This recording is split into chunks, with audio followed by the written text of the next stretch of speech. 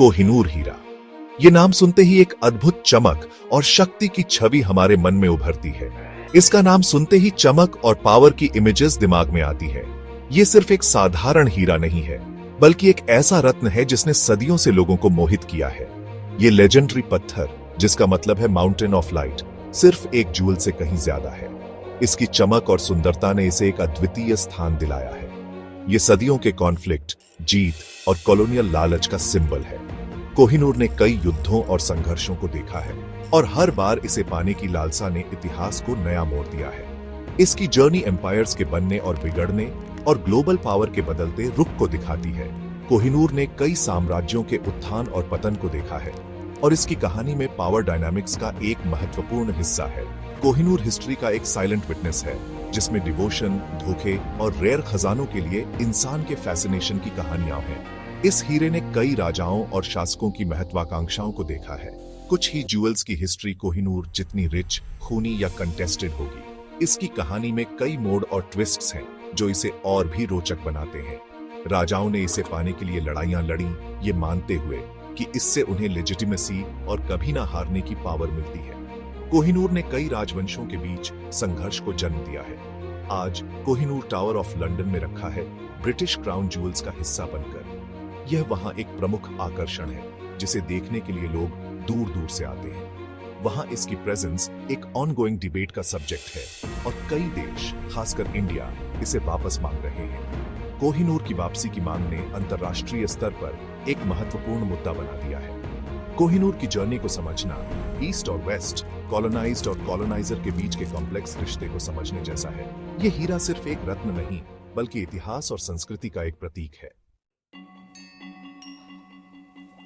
कोहिनूर की शुरुआत मिथ और हिस्ट्री में डूबी हुई है। पुराने इंडियन टेक्स्ट्स में एक शानदार जेम, स्यमंतक मणि का जिक्र है, जो सूर्य देव, सूर्य का गिफ्ट था। हालांकि स्यमंतक का कोहिनूर से कोई डायरेक्ट एविडेंस नहीं है, ऐसी लेजेंड्स ने एक कल्चरल कॉन्टेक्स्ट बनाया जहां खास जेम्स को डिवाइन कृपा और पावर का सिंबल माना जाता था। ये मिथ्स उस कल्चरल एनवायरनमेंट को हाईलाइट करते हैं जहां से कोहिनूर निकला, जिसे सिर्फ एक मिनरल से ज्यादा देखा जाना तय था। कोहिनूर हिस्टोरिकल रिकॉर्ड्स में 13वीं या शुरुआती 14वीं सदी के आसपास आता है।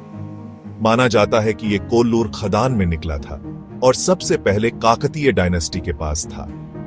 काकतीय, जो आर्ट्स को बढ़ावा देने के लिए जाने जाते थे, शायद इस डायमंड को एक बेशकीमती चीज मानते थे। शुरुआती 14वीं सदी में दिल्ली सल्तनत ने अलाउद्दीन खिलजी के अंडर साउथ इंडिया में अपना एक्सपेंशन शुरू किया। खिलजी के जनरल मलिक काफूर ने वारंगल को घेर लिया और काकतीय राजा ने बहुत सारा खजाना सरेंडर कर दिया, जिसमें कोहिनूर भी शामिल था। यह इवेंट डायमंड की पहली सिग्निफिकेंट ट्रांसफर ऑफ ओनरशिप थी, जो जीत के जरिए हुई। कोहिनूर का सफर मुगल्स के हाथों तक जारी रहा।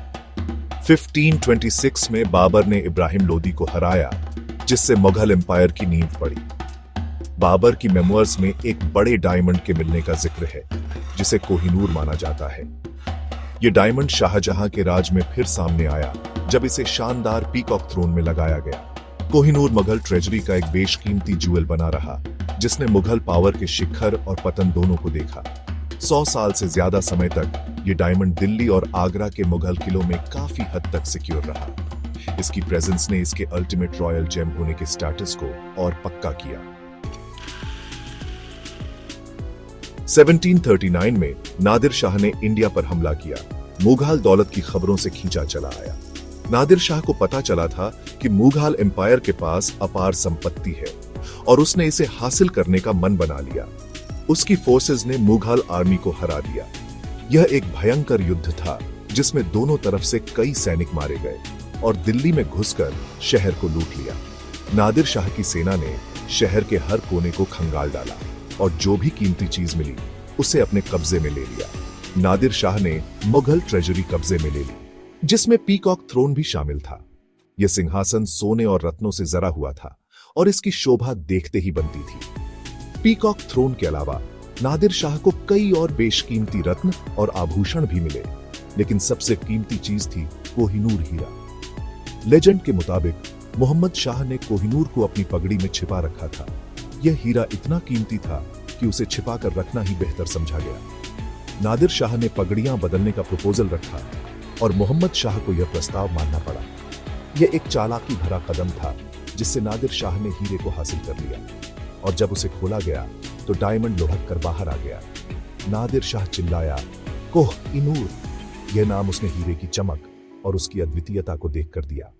कोह-ई-नूर का मतलब है माउंटेन ऑफ लाइट, और इस तरह डायमंड को उसका फेमस नाम मिला। यह नाम हीरे की चमक और उसकी अद्वितीयता को दर्शाता है। कोहिनूर अब इंडिया से जा चुका था, और यह नादिर शाह की विजय और उसकी ताकत का प्रतीक बन गया था।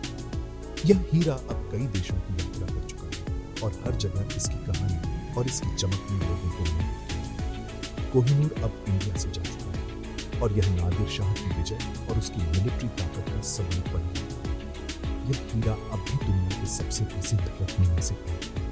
कोहिनूर की कहानी हमें एक सिखाती है कि इतिहास में ताकत और संपत्ति का कितना महत्व है, और कैसे एक हीरा सदियों से लोगों के दिलों पर राज कर रहा है। नादिर शाह के पास कोहिनूर ज्यादा दिन नहीं रहा। यह बेशकीमती हीरा, जिसे दुनिया के सबसे कीमती रत्नों में से एक माना जाता है, नादिर शाह के खजाने में एक चमकता हुआ सितारा था। लेकिन उसकी किस्मत में स्थायित्व नहीं था। उसके असैसिनेशन के बाद अहमद शाह दुर्रानी ने डायमंड हासिल किया और दुर्रानी एम्पायर की नींव रखी। अहमद शाह दुर्रानी ने इस हीरे को अपनी शक्ति और समृद्धि का प्रतीक माना। यह हीरा अब एक नए साम्राज्य की कहानी का हिस्सा बन गया था। कोहिनूर अफगान रूलर्स के पास रहा, जहां उसने अंदरूनी झगड़े और विद्रोह देखे। यह हीरा सत्ता संघर्ष और राजनीतिक अस्थिरता का मूक गवाह बना रहा।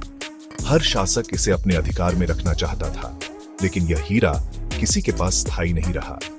शाह शुजा दुर्रानी, एक नोटेबल ओनर, ने इंडिया में शरण ली और महाराजा रणजीत सिंह के कांटेक्ट में आया। शाह शुजा के लिए यह हीरा अब केवल एक रत्न नहीं, बल्कि उसकी सुरक्षा और भविष्य का आधार बन गया था। 1813 में कुछ कंटेंशियस हालातों में शाह शुजा ने कोहिनूर रणजीत सिंह को सौंप दिया। यह सौदा केवल एक हीरे का नहीं था, बल्कि दो शक्तिशाली व्यक्तित्वों के बीच एक महत्वपूर्ण समझौता था। रणजीत सिंह अक्सर इसे अपनी बाह पर स्टेट ओकेजन्स पर पहनते थे, जो उनकी पावर का सिंबल था। यह हीरा अब पंजाब के महाराजा की शक्ति और वैभव का प्रतीक बन गया था। कोहिनूर इंडियन मिट्टी पर वापस आ गया था, लेकिन उसका सफर अभी खत्म नहीं हुआ था। यह हीरा अब एक नई यात्रा की ओर बढ़ रहा था, जो इसे और भी अधिक विवादों और संघर्षों में ले जाने वाली थी। न्यू इंपीरियल पावर्स उभर रहे थे। कोहिनूर अब केवल एक रत्न नहीं, बल्कि एक प्रतीक बन गया था, जिसे हर शक्तिशाली साम्राज्य अपने अधिकार में लेना चाहता था।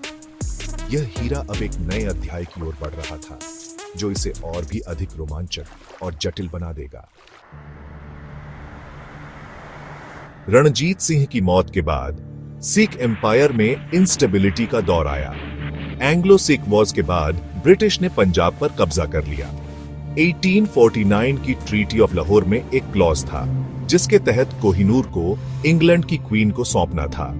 युवा महाराजा दलीप सिंह ने डायमंड ब्रिटिश क्राउन को पेश किया।